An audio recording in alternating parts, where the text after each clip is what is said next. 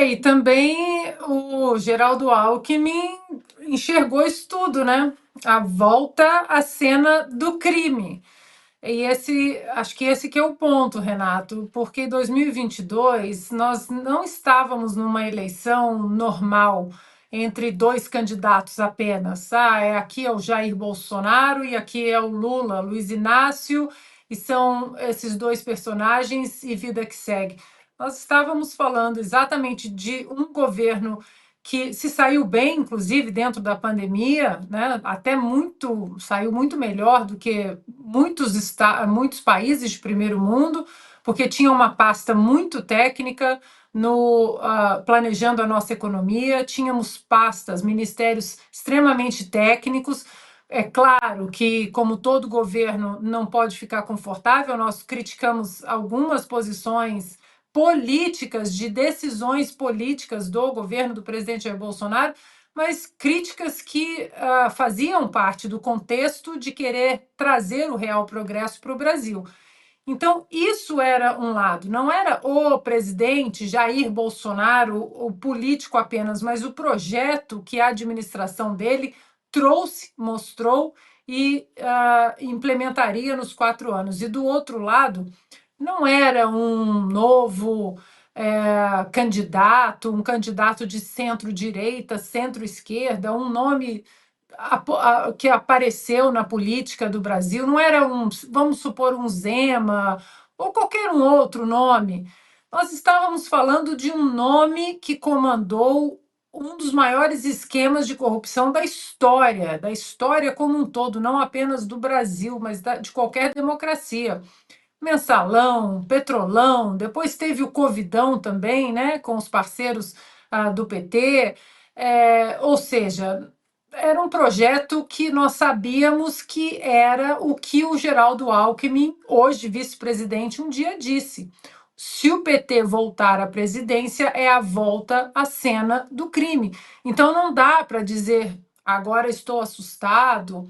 Eu me pergunto, Renato, onde estão os signatários daquela tal carta, né, pela democracia, que nós vamos assinar uma carta para salvar a democracia? E claro que o que nós defendíamos era a chance do Brasil continuar no campo da liberdade econômica, no campo da liberdade de imprensa. Hoje nós estamos discutindo, hoje falamos também, lá no Oeste Sem Filtro, do STF agora, que vai gastar 345 mil reais para uma empresa, haverá licitação, claro, para uma empresa monitorar as redes sociais no período de um ano e dizer a localização de alguns usuários no Brasil, ou seja, nós só vimos isso em páginas obscuras da história, né? Instituições criando suas forças policiais para perseguir cidadãos por suas opiniões políticas ou ideológicas. Então, nada disso é novidade, né, Renato?